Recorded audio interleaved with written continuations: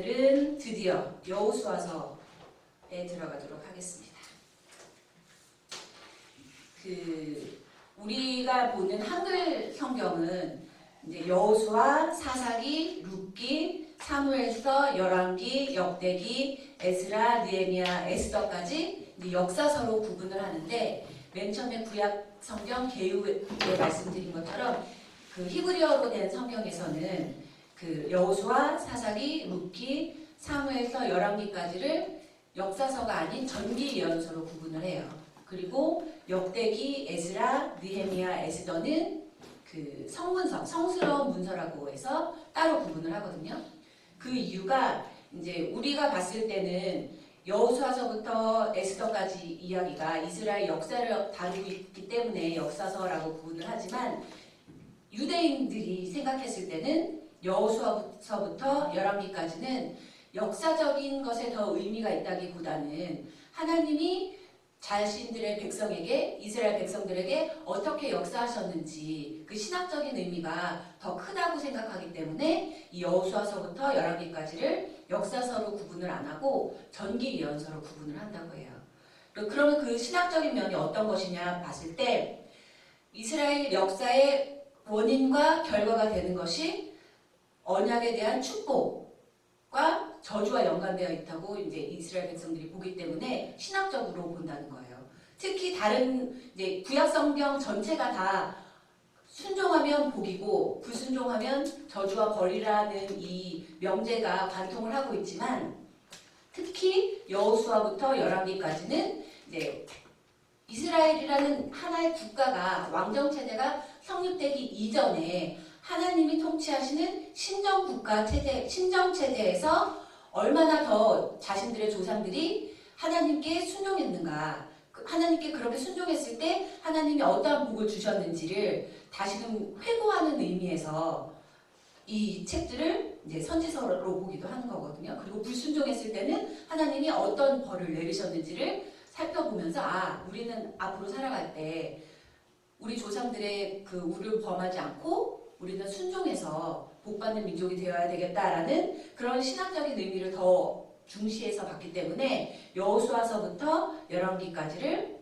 역사서가 아닌 이제 전기 예언서로 구분을 합니다. 그런데 우리는 이제 우리 한글 성경에서 구분하는 대로 역사서로 구분을 해서 이제 오늘 시작하는 여호수아, 그리고 다다음 주에 이제 다다음 주 에스더까지 해서 역사서를 한번 보도록 하겠습니다. 그 역사서의 내용은 여호수아서부터 이제 시작되는 게 가나안 땅의 정복이 시작이 되는 거예요. 여호수아서부터. 여호수아에서 정복을 시작을 해서 이제 정복이 완료된 다음에 이제 사사 시대가 시작이 되고, 사사 시대까지도 이제 이스라엘은 왕이 없는, 하나님이 직접 통치하신다는 의미로 신정 국가의 의미였고, 이제 사울 왕이 왕으로 세워짐으로 인해서 이제 왕정이 시작이 되고, 그 다음부터 이제 다윗 왕조가 쭉 이어지는 통일왕국 시대, 그리고 솔로몬 사후에, 여기 있어요, 전선희 목사님. 솔로몬 사후에 북이스라엘과 남유다로 갈라지는 분열왕국 시대, 그리고 북왕국의 멸망, 그리고 남왕국의 멸망까지가 그 열왕기까지의 이야기예요. 여호수아부터 열왕기까지. 열왕기랑 역대기랑 겹치는 부분들이 있기는 한데, 역대기는 또 다른 그 신학적인 의미가 있기 때문에 저희는 이제 열왕기까지를 오늘은 사무엘서까지 끊고, 제가 지난 시간에 말씀드린 것처럼 굳이 열왕기까지 끊어도 되는데 사무엘서까지 끈 이유가, 사무엘은 마지막 사사임과 동시에 이제 선지자다라고 평가를 받고 있기 때문에 사무엘을 기점으로 해서 오늘 끊었어요, 강의를. 그래서 사무엘까지 오늘 하고, 그 다음 주에는 삼형제 집회로 휴강을 하고, 그 다음 주에 열왕기부터 에스더까지 들어가도록 하겠습니다. 초반 계속 말씀을 드렸지만, 이 여호수아부터 쭉 이어지는 역사서는 하나님의 말씀에 순종하면 복, 불순종하면 저주와 심판을 받는다라는 이 명제가 아주 명확하게 드러나 있는 책들이라고 보시면 돼요. 그래서 이거를 나중에 후대 사람들이 붙이기를, 하나님의 말씀에 순종하면 복이고 하나님의 말씀에 불순종하면 저주와 심판을 받는다라는 게 신명기서에 그 출애굽한 9세대들은 죄가 너무 관영해서 가나안 땅에 들어가지를 못하고 신세대들이 들어가게 되잖아요. 그 신세대들에게 옛 조상과 하나님이 맺으셨던 언약을 다시금 그 재교육하는 차원에서 신명기가 쓰여졌다고 말씀을 드렸잖아요. 너희 조상들은 이렇게 범죄를 해서 못 들어갔어. 너희들은 이렇게 죄를 범하지 말고 하나님의 말씀에 순종을 해야 돼. 라고 신명기에서 다시금 그 옛 조상들과 맺었던 언약을 상기시키면서 다시금 언약을 갱신한다는 의미가 있다고 말씀을 드렸잖아요. 그래서 이 신명기의 내용하고 이 신명기의 내용이 이 여호수아서부터 쭉 이어지고 있구나 해서 이제 학자들은 여호수아서부터 시작되는 이 역사서를 신명기적 역사서라고 또 부르기도 해요. 신명기에 들어있는 신학적 내용들이 이렇게 쭉 밑바탕에 깔려 있다는 의미죠. 자, 그러면 여호수아 그리고 그 전에 먼저 말씀을 드릴게. 제가 계속 강조를 하는 게 역사서라고 해서 우리가 흔히 일반적인 학문적으로 얘기하는 그 역사의 의미로 생각을 하면 안 된다는 거예요. 역사서라고 구분을 굳이 하기는 했지만 역사서라고 보기보다는 신학책으로 하나님과 이스라엘 민족 사이의 관계에서 어떤 일들이 벌어졌고 하나님이 어떻게 역사하셨는지를 나타내고 있는 것이 주이기 때문에 역사서로 구분을 하지만 역사 신학책으로 봐야 된다는 거죠. 그래서 역사서인데 왜 이렇게 연대가 안 맞아? 역사서인데 왜 이렇게 현대 지금 오늘날 우리가 생각했을 때 말도 안 되는 이야기들이 있어? 나오잖아요. 그 아이 7바퀴를 돌고 마지막 날에 뿔을 우악 물었는데 성이 무너졌다. 현대인의 관점으로 봤을 때는 말이 안 되는 얘기잖아요. 그러나 신학적으로 보면 믿음의 눈으로 보면 그게 말이 된다는 거죠. 그래서 우리가 구약의 역사서로 구분을 해서 배우기는 하지만 그 일반적인 학문적인 의미의 역사서라기보다는 역사 신학책이다라고 이제 이해를 하시고 강의를 들으시면 될 것 같아요. 자, 여호수아서 주제 본문 다 같이 읽겠습니다. 마음을 강하게 하라, 담대히 하라. 너는 이 백성으로 내가 그 조상에게 맹세하여 주리라 한 땅을 얻게 하리라. 네. 하나님께서 여호수아에게 하신 말씀인데 여호수아서는 하나님께서 자신이 통치하는 민족을 광야로부터 약속의 땅으로 어떻게 인도하셨는지를 보여주는 책이라고 하는 거죠. 그러나 이때에도 책 이름이 여호수아이기는 하지만 여호수아가 주인공은 아니고 역사의 주인공은 하나님이시라는 거고 하나님의 뜻에 순종할 때 그 승리가 있었고 구원이 있었고 축복이 있었고 불순종할 때는 그 누구를 막론하고 실패한다는 것을 여호수아서는 교훈을 하고 있다는 거죠. 그 재미있는 게 여호수아서하고 사사기를 보면 모세 오경까지는 창세기부터 신명기까지는 히브리 성경 책 제목이 한글 성경하고 다르게 첫 구절을 따서 히브리어 제목을 삼았다고 말씀을 드렸잖아요. 근데 모세 오경 끝나고 여호수아부터는 그 책 저자의 이름이 책 제목으로 되어 있기 때문에 우리하고 똑같아요, 이름이. 근데 한 가지 재미있는 사실이 여호수아서 1장 1절의 히브리 성경을 보면 예히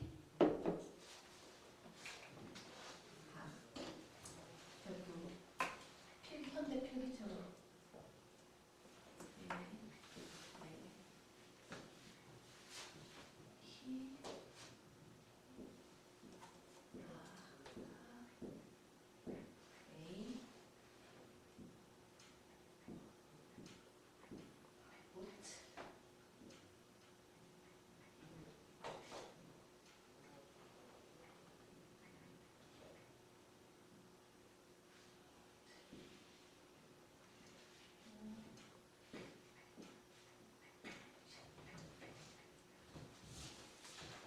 여호수아서 제일 첫 구절이거든요. 히브리 성경으로 1장 1절에 보면 예히 아하레이 모세 해서 모세가 죽은 이후에 있었던 일들이다 하고 제가 요게 접속사라고 말씀을 드렸잖아요. 이것도 내로 시작하니까 그 여호수아서도 동떨어진 책이라는 연속성을 강조를 하고 있는 거예요. 모세오경하고. 그래서 어떤 학자들은 여호수아서까지를 6경으로 봐야 되지 않냐. 지금 모세오경에서 창세기부터 신명기까지 책만 모세의 저작으로 인정을 하고 이제 더 중요성을 강조해서 토라라고 부르는데 이제 어떤 학자들은 여호수아서까지 6경으로 포함을 해서 더 중요하게 생각해야 된다라고 얘기를 하기도 해요.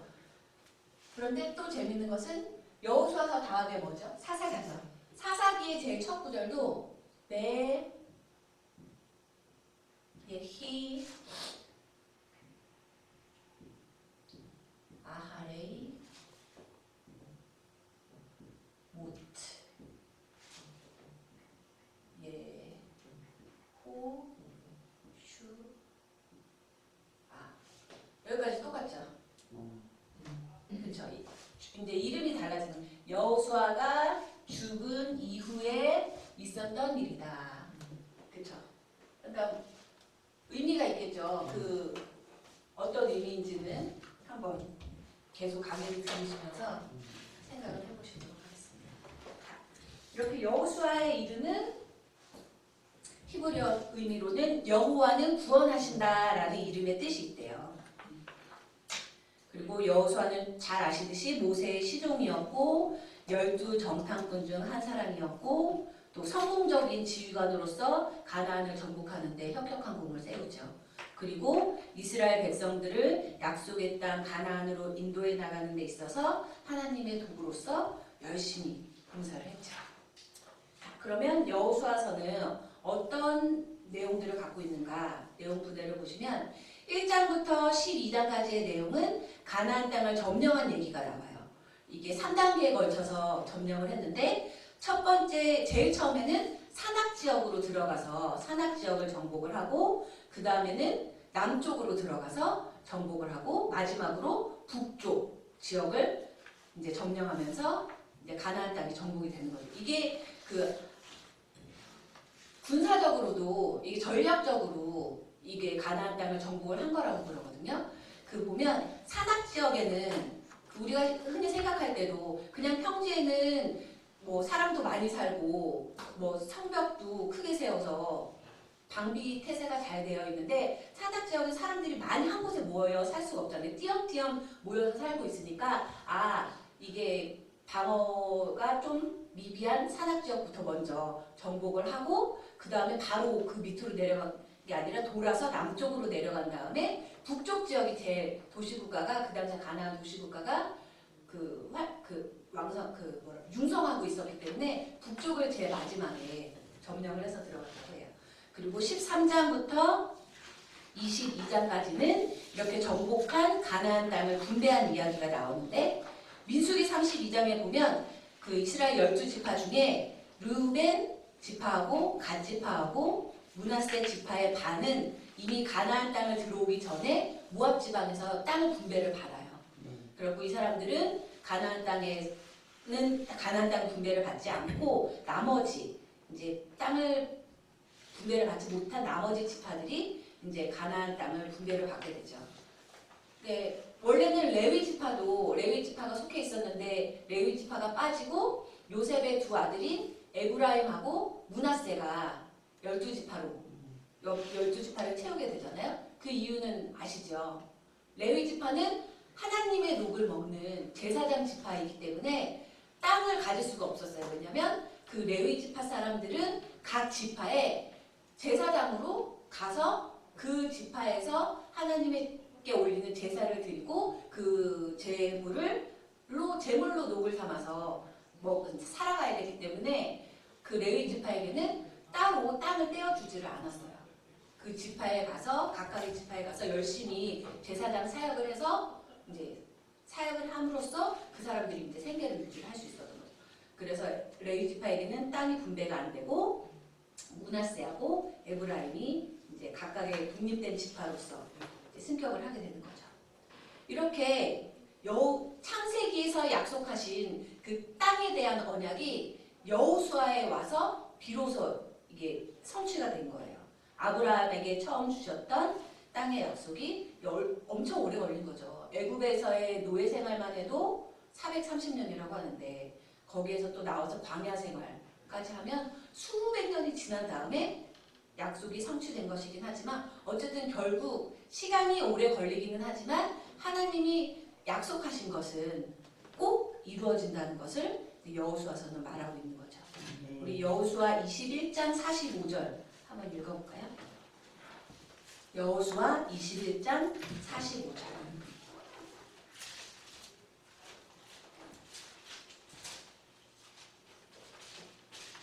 여호와께서 이스라엘 족속에게 말씀하신 선한 말씀이 하나도 남음이 없이 다 구하였더라. 이렇게 고백이 되는 거예요. 돌이켜 봤더니 시간이 오래 걸리기는 했지만 여호와께서 우리에게 말씀하신 선한 일이 하나도 남음이 없이 다 성취가 되었구나 하는 것을 이제 고백을 하는 거죠. 그렇게 땅의 약속이라는 관점에서 보면 창세기는 약속이고 여호수아는 성취다라고도 이렇게 볼 수가 있는 거예요. 그리고 중요한 것이 여호수아의 내용 중에 24장에 나오는 세겜에서의 언약 갱신이 이제 신학적으로 중요하다고 할 수 있죠. 그 강의 초반에도 말씀드렸지만 신명기에서도 한번 언약 갱신이 이루어지잖아요. 그거는 가나안 땅에 들어가기 전에 이제 준비 차원에서 너희들 조상들이 이런 죄를 범했을 때 이런 벌을 받고 이렇게 순종했을 때 이제 복을 받았으니까 이제 앞으로 들어갈 가나안 땅을 잘 정복을 하려면 너희들도 하나님의 말씀에 순종을 해야 해라는 그 재교육의 차원에서 이제 신명기에서도 언약 갱신이 이루어졌는데 이 여호수아에서도 세겜에서의 언약 갱신이 24장에서 이루어지죠. 이것은 어떤 의미가 있냐면 가나안 땅의 이제 분배가 끝나고 정복을 다 한 다음에 하나님께 감사의 예배를 드리면서 이제 하나님이 이렇게 우리에게 약속하신 땅을 주셨으니 하나님과 우리가 맺은 언약을 정말 약속의 땅에서 잘 지키면서 살아야 되겠다. 이렇게 약속의 땅에서의 새 출발을 이제 다짐하면서 이제 갱신을 하는데 이제 또 그게 잘 지켜지지 못하죠. 그래서 우리 24장 24절 한번 읽어보겠습니다.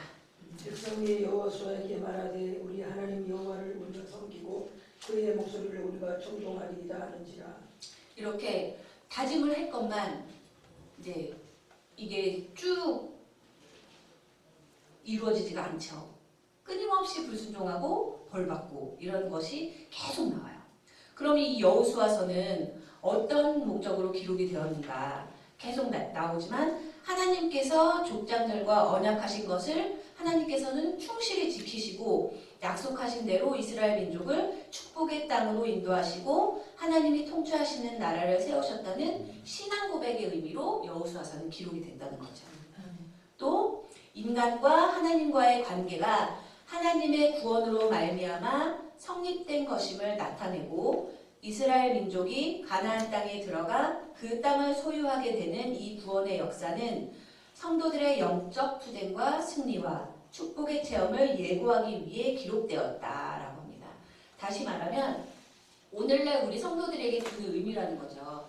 이렇게 가나안 땅에 가기까지 광야 생활 같은 우리 고난이 현대를 살아가는 우리 성도들에게도 있고 또 주님이 주신 그 가나안 땅도 쉽사리 정복이 안 된 것처럼 우리가 신앙생활을 할 때 수많은 고난이 있고 어려움이 있지만 끝까지 하나님이 약속을 구원하시겠다는 복 주시겠다는 하나님의 약속을 믿고 끝까지 하나님만을 바라보고 가면 우리도 승리할 수 있고 축복의 체험을 할 수 있다는 거죠.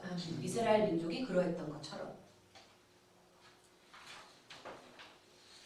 자, 그러면 여호수아에서의 이 주제하고 신학에 대해서 들어가겠습니다. 첫 번째가 파괴 명령이에요. 첫 구절에 나오죠. 어떻게 사랑 많으시고 자비하신 하나님이 가나안 원주민을 인정사정 없이 진멸하라고 하셨는가.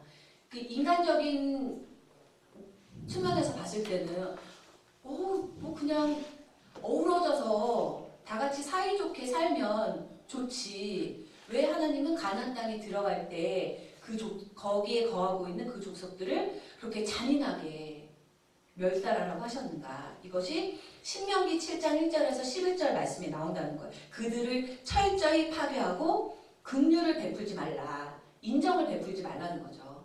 인간적으로 봤을 때는 너무하신 하나님이시네.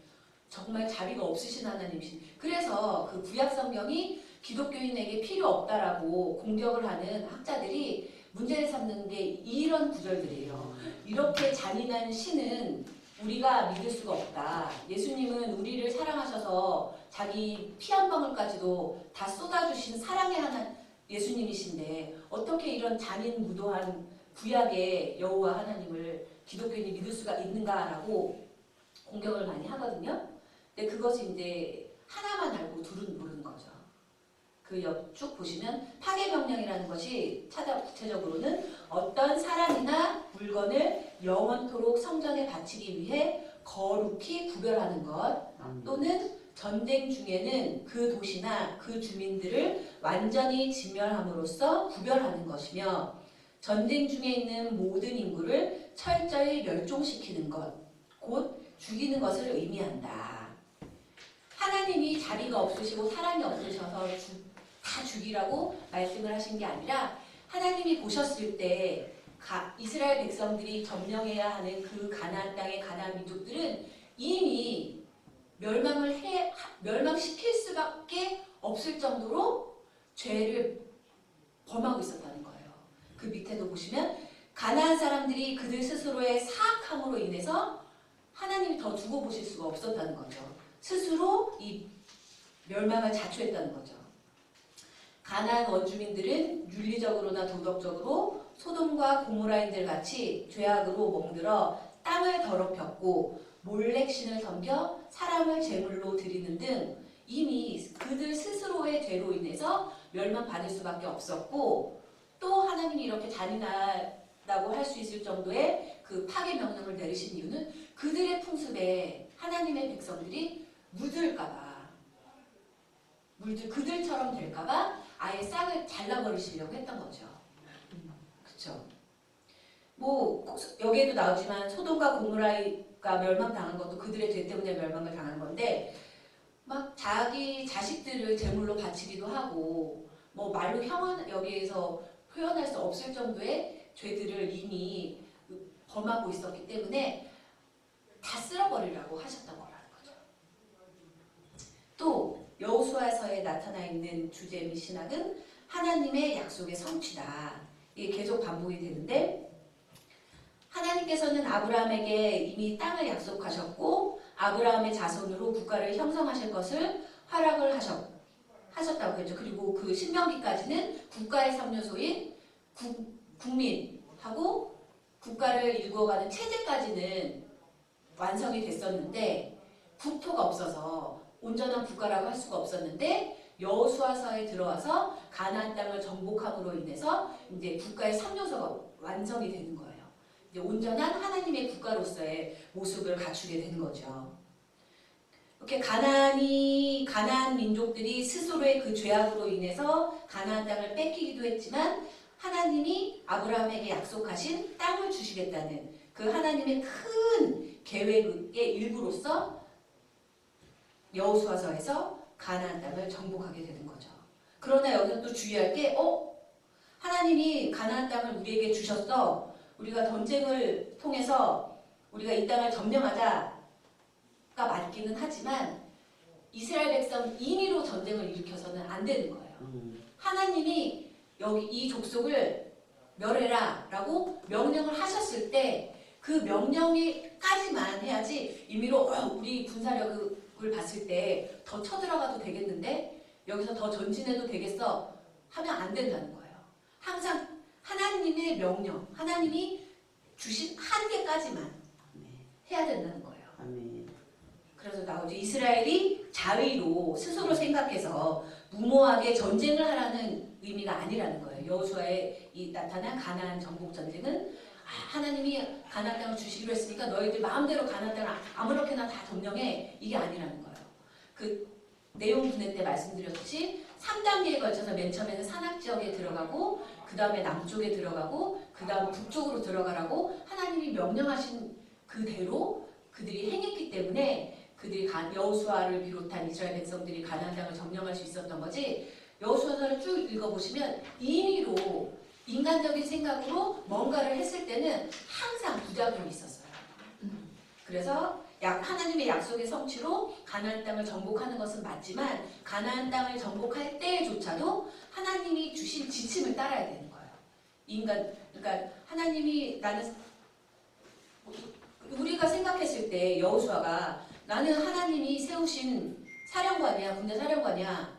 난 이미 하나님이 임명하셨으니까 다 나를 따르라 하고 그가 인간적인 생각으로도 할 수 있는 거예요. 그렇죠?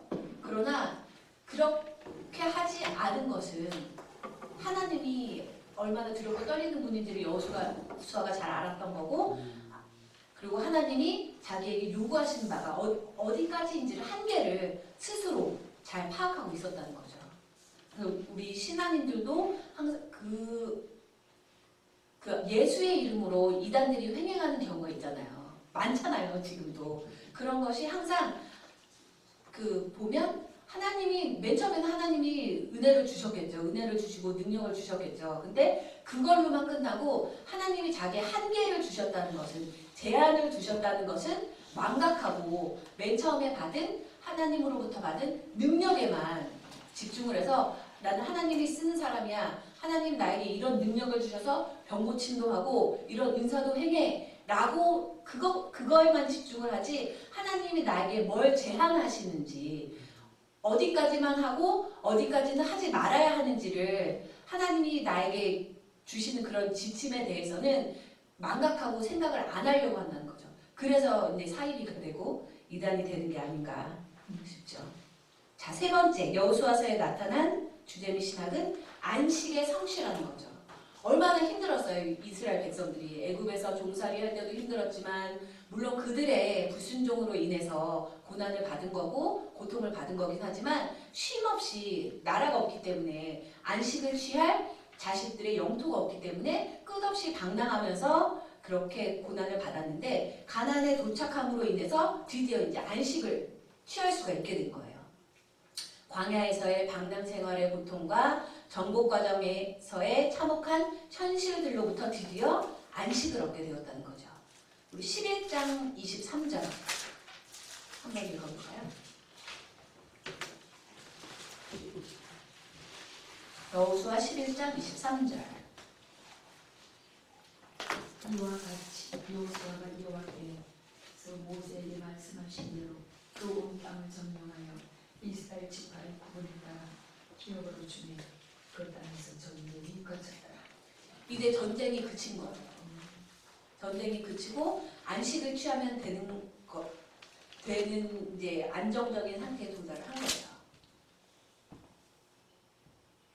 자, 이렇게 보면 가나안 정복은 족장들, 아브라함으로부터 시작된 족장들, 그리고 모세와 여호수아를 통해 이미 주셨던 약속의 성취이며, 여호수아서는 계시와 약속의 신실하신 하나님의 속성을, 신실하신 하나님에 대해서 우리에게 교훈을 하고 있습니다.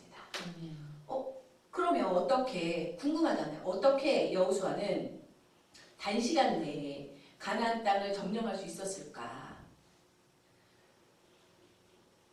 보면 이스라엘은 계속 유랑하고 다녔기 때문에 어디에서 뭐 앉아가지고 무기를 개발할 여지도 없었고, 뭐 어떤 군사적인 군사학을 연구할 짬도 없었잖아요. 끊임없이 이쪽으로 가라고 하면 이쪽으로 갔어야 됐고, 저쪽으로 가라고 하면 저쪽으로 갔어야 됐기 때문에. 그런데 어떻게 이 여호수아 이하 이스라엘 백성들이 단기간에 가나안 땅을 점령할 수 있었을까? 그것은 이스라엘이 정말 싸움을 잘하는 사람들로만 분산되어 있어서가 아니라 하나님께서 이스라엘 위해서 싸워주셨기 때문이라는 거죠. 아멘. 그렇죠? 우리 10장 42절 보겠습니다. 이스라엘의 하나님 여호와께서 이스라엘을 위하여 싸우셨으므로 여호수아가 이 모든 왕들과 그들의 땅을 단번에 땄습니다. 그렇죠. 아멘. 이스라엘 민족의 힘으로 된 것이 아니라 하나님께서 싸워주셨기 때문에 정말 단기간에 가나안 땅을 점령할 수 있었다는 거죠. 아멘. 그래서 이스라엘 사람들은 우리가 잘나서 우리가 힘이 세기 때문에 우리가 정말 군사력이 좋기 때문에 우리가 싸움에 능한 민족이기 때문에 이 땅을 점령한 거야. 이 땅의 주인은 우리야라고 주장할 수가 없는 거예요. 아멘. 이거는 우리가 아니라 하나님이 싸워주셔서 우리가 점령을 한 거기 때문에 자만할 수가 없는 거죠. 아멘. 그런데 자만을 하죠. 그 얘기가 이제 사사기부터 나오죠. 사사기 제가 초반에 쓴 거에 보면 똑같아요. 그리고 베예히 아하레이 모세 이게 여호수아의 제일 첫 구절이고 모세가 죽은 다음에 있었던 일들이다 라고 시작을 하고 히브리 성경은 사사기는 베예히 아하레이 이게 죽음이라는 뜻이거든요. 여호수아가 죽은 이후에 있었던 일들이다. 이 구절이 딱 여호수아하고 사사기 시작할 때 나와요. 다른 구절에서는 똑같이 안 나오더라고요. 왜 그럴까요?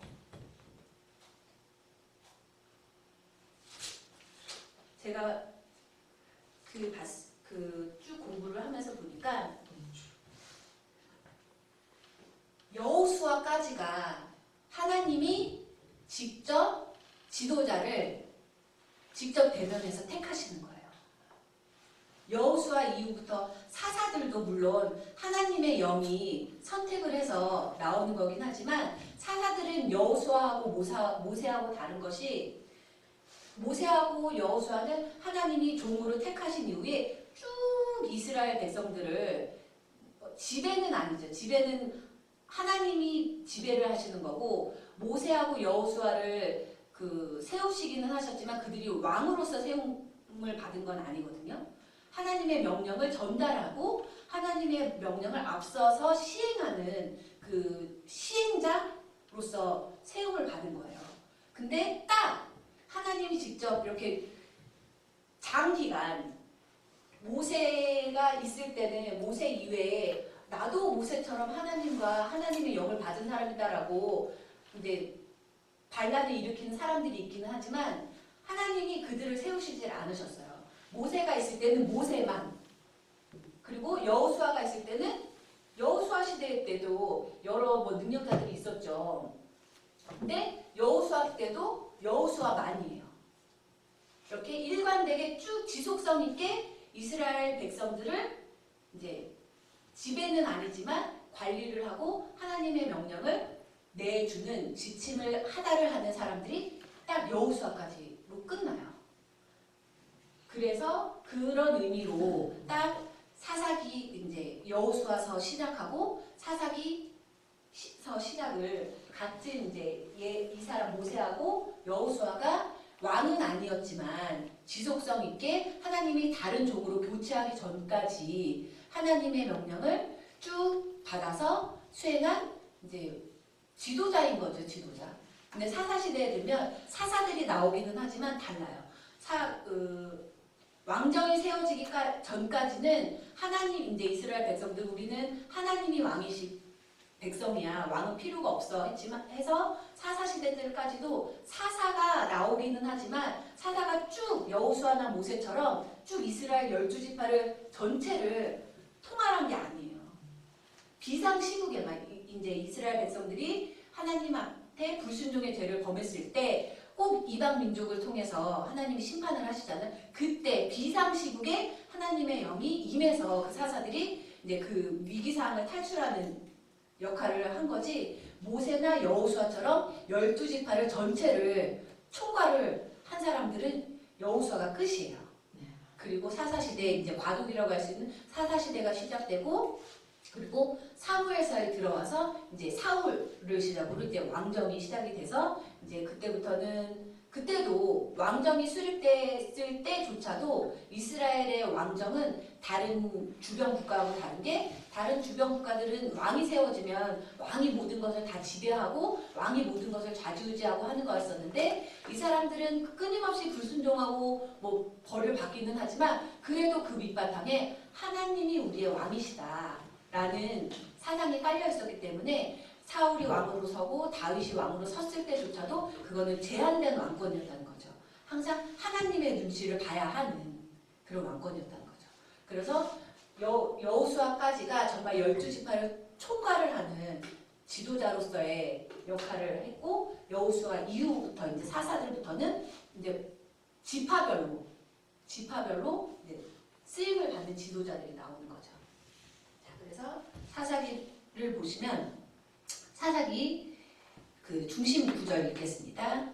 그때에 이스라엘의 왕이 없으므로 사람이 각각 그 소견에 옳은 대로 행하였더라.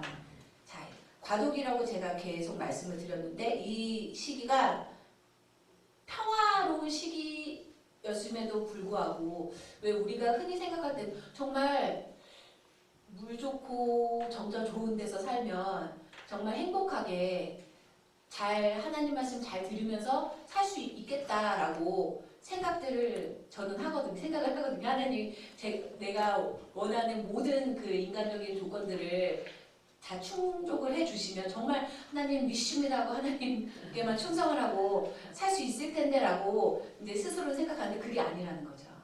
사사시대 보면 얼마나 평화로운 시기예요. 뭐 왕이 있어서 세금을 내라, 뭐 내 왕궁을 지어라 하고 증거를 하는 왕도 없고 그냥 너희들끼리 하나님께 예배만 잘 드리고 하나님을 잘 섬기면서 살면 되는 건데 그거를 못하는 거죠.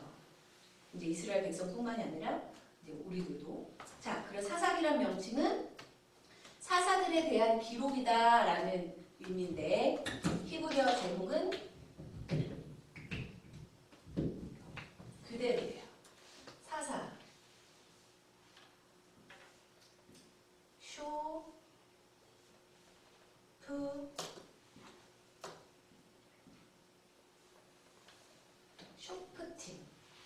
샤파트가 사사라는 뜻이거든요. 그러니까 사사들이라는 의미로 쇼프팀 이렇게 히브리어 성경의 제목은 이렇게 나와 있어요. 그러면 사사기는 누가 들었을까? 거기도 이제 저자에 제가 썼지만 사무엘이 사무엘서를 기록한 동시에 마지막 사사인 사무엘이 사무엘서를 기록한 동시에 사사기와 그리고 사사기 시대를 배경으로 하고 있는 룻기를 기록하였다고 추정된다. 이렇게 되어 있어요. 왜냐하면 추정이라고 할 수밖에 없는 게 사사기 자체에 누가 썼다는 말이 없거든요. 근데 쭉 학자들이 봤을 때 이런 사사기를 기록할 수 있는 그 학식과 그런 능력이 있는 사람은 그 시대에 사무엘밖에 없다. 제가 모세오경 저자와 관련해서 잠깐 말씀을 드렸지만 모세 말고는 그 시기에 모세오경을 쓸만한 능력이 있는 사람이 없었다는 거죠. 정말 모세와 버금갈 만한 능력의 종이 있었다면 어딘가에라도 이름이 나왔을 텐데 없다는 거죠. 이제 이 사사기 저자도 사무엘서를 보는 이유가 사사 시대에 사무엘의 버금가는 능력 있는 종이 있었으면 또 어딘가에 언급이 되었을 텐데 없다는 거예요. 봤을 때 마지막 사사인 사무엘이 사사 시대를 이제 자기가 마지막 사사로서 사사 시대를 쭉 회고하고 이제 세워지는 왕권에 대해서 왕정 국가에 대해서 이렇게 기록을 했다라고 보는 거죠. 자, 그럼 내용 분해를 보시면 사사 시대 배경이 1장 1절부터 3장 6절에 나오죠. 그 여호수아서에서 하나님이 정말 무자비하다고 생각할 정도로 파괴 명령을 내리셔서 싹 쓸어버리라고 하셨지만 이스라엘 백성들이 못해요. 그쵸? 인정에 사로잡혀서 이건 좋아서 하나님께 제사 드릴 때 쓰면 좋겠는데 이런 식으로 해서 하나도 남김없이 다 파괴하라는 명령을 스스로의 판단에 의해서 하나님의 명령에 의해서가 아니라 인간적인 판단에 의해서 하나님의 명령을 거절을 하고 가나안 족속을 쫓아내는데 실패를 하죠. 그 파괴 명령을 내리신 게 무자비하다고 인간적으로는 볼 수 있지만 결국은 가나안 땅을 정결케 하라는 하나님의 명령이셨는데 이스라엘 백성들이 스스로 자의적인 판단으로 그 명령을 완수를 못하죠. 그래서 이게 두고두고 이제 이스라엘 민족의 발목을 잡는 일이 되는 거예요. 그러니까 그냥 남겨두고 이때는 또 왕이 있던 시대가 아니니까 그 가나안 족속들을 뭐 식민지처럼 이스라엘 백성들이 지배도 안 하고 그냥 옆에 두고 그냥 살게 한 거죠. 그러니까 당연히 살면서 애굽에서도 몇백 년 동안 종살이 하면서 애굽의 풍습에 막 물들어 있었잖아요. 그래서 툭 하면 애굽에 가서 부추도 먹고 싶고 뭐 참외도 먹고 싶고 계속 그 얘기를 안 빠지는 거예요. 그 물이. 애굽의 물이 안 빠지는데 가나안 땅에 들어가서는 가나안에 물들지 말고 하나님 물만 들어서 살기를 원하셔서 파괴 명령을 내리신 건데 인간적인 생각으로 불쌍하잖아. 에이 이렇게 뭐 힘도 없는데 우리한테 무슨 뭐 해가 되겠어? 그냥 살게 하지 뭐 이런 인간적인 판단으로 가나안 민족들을 놔둠으로 인해서 이제 그 가나안 민족들이 풍습에 악한 풍습을 물들게 되는 거죠. 왕래를 하게 되니까. 그러니까 맨 위에 그때 이스라엘에 왕이 없으므로 사람이 각각 그 소견에 오른 대로 행할 때 여기 답이 여기 첫 번째 나와 있네. 그래서 이제 이게 하나님이 보실 때는 아닌데 인간적 그 사무엘이 봤을 때 왕이 없으니까 그래서 이스라엘 백성들도 왕을 세우기를 원하는 요청할 때 그 주제가 이거예요. 우리가 왕이 없어서 다른 나라들은 보니까 왕이 있어가지고 왕이 있으니까 저렇게 강성해가지고 우리를 자꾸 쳐들어오지 않냐. 우리도 왕이 있으면 저 이방 국가들한테 침범을 받지 않겠느냐. 하고 왕을 요청할 때 내세우는 조건이 이거예요. 그때 이스라엘에 왕이 없으므로 사람이 각각 그 소견에 옳은 대로 행하였다. 근데 이거는 이제 하나님이 보실 때는 변명이라는 거죠. 변명이라는 거죠. 근데 요 사사기가 제가 생각할 때 저거 사무엘 그를 통해서 사울 왕이 세워지기 전에 중간에 끼었는 상태네. 아니죠. 그 여호수아가 가나안 점령하고 나서 12지파들이 다 땅을 분배를 받고 제각각 이제 살던 시대예요. 그러니까 그러니까 그 과도기 그쵸 중간 시대 과도기. 그리고 중간 끼었는 시대. 그쵸. 끼연 시대. 그러니까 제가 계속 말씀드린 12지파를 총괄하는 지도자가 없었던 시대인 거예요. 사사들이 있기는 하지만 사사가 전체 12지파를 총괄을 한 건 아니에요. 쭉 읽어보시면 아시지만 사사들이 이제 뭐 드보라니 삼손이니 기드온이니 유명한 사사들이 나오기는 하지만 그들이 12지파 전체를 다 명령을 할 수 있었던 것이 아니에요. 위기 상황에서 비상시국을 해결하기 위해서 잠깐 하나님이 들어 쓰셨던 도구인 거죠. 네. 자, 그리고 두 번째 3장 7절부터 16장까지는 이제 하나님을 배신하는 이스라엘의 배교 행위가 주기적으로 발생하는 내용들이 나와요. 주기적으로. 네, 주기적으로, 진짜 주기적으로. 이스라엘 백성들이 여호와의 목전에서 악을 행하였다. 결국 그 파괴하라고 했던 가나안 족속들을 다 멸절을 시키지 못하니까 자기들이 물들어가지고 그 가나안을 선교를 한 것이 아니라 가나안 민족들을 여호와 신앙 아래로 끌어들인 것이 아니라 자기들이 가나안 신앙에 끌려 들어간 거예요. 이 목전에 악을 행하였다는 것은 가나안 신들을 이스라엘 백성들이 숭배하는 얼토당토하는 악한 일을 행했다는 거죠. 그리고 세 번째 내용은 17장부터 27장 마지막까지인데 이제 이렇게 주기적으로 하나님을 배신하는 행위를 하는 것에서도 모자라서 이제 지파들이 타락을 하는 거죠. 대표적으로 단 지파는 이제 대놓고 우상을 숭배하는 거예요. 그리고 베냐민 지파는 특히 이스라엘의 나머지 지파하고 싸우는 거, 동족 상잔의 비극이 일어나기 시작을 하는 거죠. 그래서 사람이 각각 그 소견에 옳은 대로 행하였다. 인간들의 배교 행위가 반복되는 가운데 하나님은 그들을 끊임없이 뒤에 이제 또 다루겠지만 주기적으로 배교 행위가 발생을 해도 끊임없이 창세기에서처럼 하나님은 그들을 구원을 하시지만 결국 이스라엘은 정의와 의로운 사회 질서를 확립하는데 실패했음을 보여주는 거죠. 이 사사기가. 자, 주제 및 신학을 보시겠습니다. 카리스마적 리더십에 대해서 사사기에서 나오는데 카리스마 많이 들어보셨죠?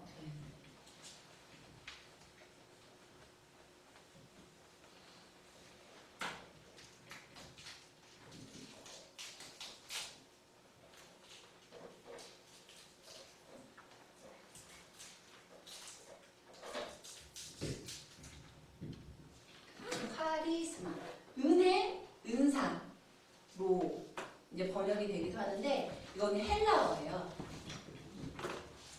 제가 헬라어는 잘 모르지만 찾아봤더니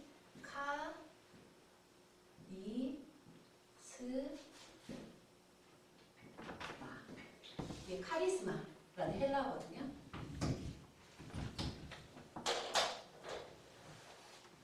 옛날 글자대로 왜 이렇게 다 그림 같은지.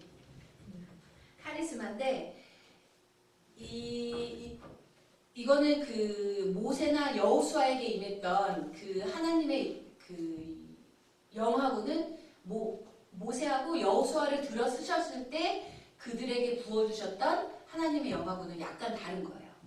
제가 계속 말씀을 드리지만 12지파를 총괄한 것도 아니었고 늘 있었던 것도 아니었고 비상시국에 하나님 얘를 들어서 이 위기를 이스라엘 얘네 이 지파가 타개할 수 있도록 해야 되겠다 해서 잠깐적으로 부어주신 거고 무엇보다도 그 사사의 지휘를 받는 백성들이 저 사람을 따를만 해라고 인정을 해야 된다는 거예요. 이 카리스마적인 리더십이라는 거는. 여호수아나 모세는 밑에 사람들이 너만 지도자야? 너만 하나님의 영을 받았어? 하고 반발을 할 때 하더라도 그런 건 상관이 없이 그냥 하나님만 믿고 하나님의 힘을 의지해서 뚫고 나갈 수가 있는 건데 사사시대부터는 밑에 사람들이 인정을 해줘야 되는 거예요. 이스라엘 백성들이 드보라 하나님이 쓰시는 사사야 라고 인정을 하고 따랐을 때 그게 유효한 거예요. 그래서 이 카리스마 그 사사라는 게 사사들의 능력치가 잠깐 발현이 됐다가 사그라지고 하는 거죠. 모세나 여호수아하고는 다른 거죠. 그래서 쭉 나오지만 이스라엘 역사에서 사사들의 사역을 한마디로 규정짓기는 어렵다. 투표를 해서 선거를 해가지고 뽑은 것도 아니고 봤을 때 이 사람이 우리 그 단체에서 제일 능력이 있는 것 같아 이런 식으로 추앙을 받은 것도 아니에요. 그리고 직분은 상속을 받은 것도 아니고 공식적인 방법을 통해서 임명이 된 것도 아니고 그리고 모세나 여호수아나 왕처럼 기름 부음을 받아서 임명된 것도 아니었다. 그들은 자신을 요구하는 시기가 되었을 때 자발적으로 지도권을 가졌던 카리스마적 지도자였다. 하나님이 이스라엘을 구원시키기 위해 잠깐 그들을 일으키신 것이다. 그러니까 그들의 임무가 끝나면 그들에 대한 얘기가 없어져요. 그들이 쓰임받을 때만 그들이 나타나고. 그리고 이번이 주의 영인데 이게 카리스마를 말을 하는 거거든요. 본문은 하나님의 영이 개인들에게 능력으로 임재했다고 말하고 있다. 이러한 임재는 성령 세례와 똑같은 것이 아니고 동시에 영적인 중생을 의미하는 것도 아니었다. 그 능력 임재의 기능은 하나님의 백성들에게 임하여 거룩한 삶을 살게 하고 그들에게 영적인 선물을 주는 것이었다. 하나님의 영은 하나님의 백성들이 스스로 할 수 없었던 것을 이행할 수 있는 능력과 권위를 부여했다. 사사들에 대한 하나님의 영은 사사들의 군사적, 영적 행위와 관련되어 언급되었다. 이 카리스마가 평상시에는 나타나지 않다가 그런 군사적인 비상시국에만 잠깐 하나님이 들어 쓰실 때 잠깐 나타났다가 사그라졌다는 거죠. 그리고 사사기에서 중요한 주된 신학이 그 앞전 내용분해 때 나왔던 이스라엘의 배교라는 거죠. 하나님이 이집트에서 애굽에서 출애굽시켜 주시고 또 바다를 갈라지게 해서 탈출시켜 주시고 시내산에서 다시 한번 재교육시켜 주시고 끊임없이 하셨는데도 불구하고 그리고 가나안까지 인도하여 주셨는데도 불구하고 또 배신을 해요. 이 평화시국에도. 사사시대에 총 7번을 하나님을 배신을 하고 그래서 그 배신의 결과로 6번의 이방 국가의 종살이를 하게 됐는데 하나님께서 이스라엘 백성에게 살기 좋게 기름진 땅을 주어 저들로 하여금 행복하게 살게 해주셨건만 여호와 하나님을 배반하고 지도자를 떠나고 이방인과 언약하고 그들이 섬기는 바알과 아스다롯을 섬기는 악한 짓을 여호와의 목전에서 행하게 되죠. 이렇게 타락이 관영하게 되면 하나님께서 이방 나라를 들어 저들을 치게 하고 그러면 그제서야 깨닫고 회개하고 그때 또 사사들이 나타나서 이제 구원을 갖고 오는 이 이야기가 반복적으로 주기적으로 나타나는데 이게 창세기하고 좀 비슷해요. 제가 그 중간 과제로 내드렸던 내용이 있잖아요. 창세기에도 보면 아담과 하와 때부터 죄를 져요. 먹지 말라고 한 하나, 그 선악과를 따먹는 죄를 짓죠. 그래서 동산에서 쫓아내시고 심판을 하시죠. 벌을 주시죠. 그런데 그냥 벌로 끝나는 것이 아니라 불쌍해서 또 가죽옷을 지어 입히시는 하나님의 구원이 그 3단계로 나타나는데 사사기에서는 그게 회개라는 단계가 삽입이 돼서 4단계가 되는 거예요. 창세기 3장 7절에서 11절 내용을 예로 들어보면 3장 7절에 이스라엘 자손이 여호와의 목전에 악을 행하여 자기들의 하나님 여호와를 잊어버리고 바알들과 아세라들을 섬긴지라. 이스라엘의 죄를.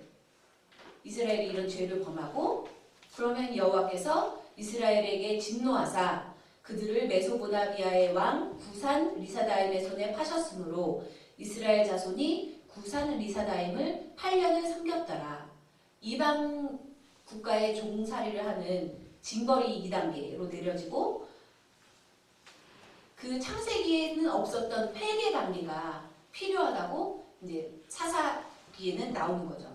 그때 이스라엘 자손이 여호와께 부르짖으매 잘못했습니다. 살려주십시오. 하는 이스라엘이 회개를 하면 그때 여호와께서 그들을 위하여 한 구원자 사사를 세워 구원하게 하시니 그는 곧 갈렙의 아우 그나스의 아들 운니엘이다.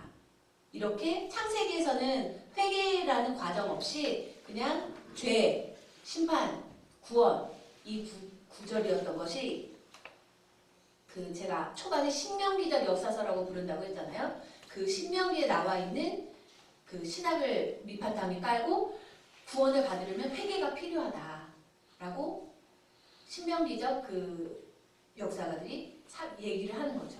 그냥 무조건 구원을 받을 수 있는 게 아니라 인간들 너희들도 무조건 하나님께 은혜 받으려고 하지 말고 회개를 해야 된다라고 회개 과정이 포함이 되는 거죠.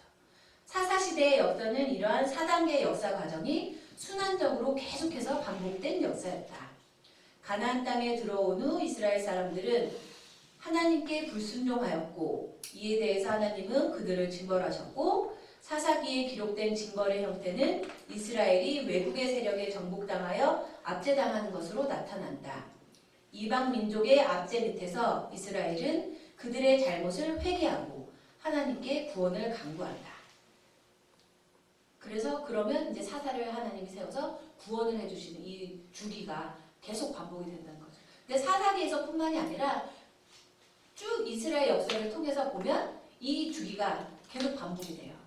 중요한 것이 회개의 단계가 꼭 필요하다고 이제 생각하기 시작했다는 거죠. 우리의 신앙생활도 마찬가지죠, 그렇죠? 우리가 불순종할 때 회개해야만 돌아와야만 하나님이 도와주신다는 거죠. 은혜 내려주시고.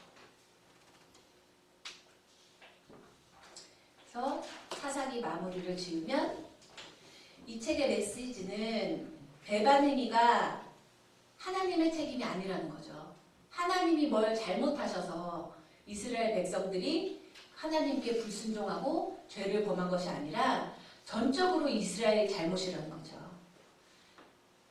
이스라엘의 계속된 불순종 때문에 이런 벌을 받게 된 거고 그럼에도 불구하고 하나님은 그들이 돌이키고 회개하기만 하면 하나님은 그들을 긍휼히 여기셔서 구원해 주셨다는 거죠. 이스라엘에 계속되는 맹렬한 배교 행위와 불의 속에서도 오래 참으시는 여호와를 보여주는 것이 이 사사기의 목적이라는 거죠. 이스라엘은 언약에 계속 실패했지만 하나님은 계속 언약에 신실하신 분이심을 우리에게 사사기는 알려주고 있는 것입니다. 우리 5분만 쉬었다가 묵기하고 사무엘서를 하도록 하겠습니다. 오늘은 어떻게 왔어요? 실 가지고 저 볼일 보러 갔어요. 또 고속버스 타고 왔는데. 네. 밥을 먹고 만나는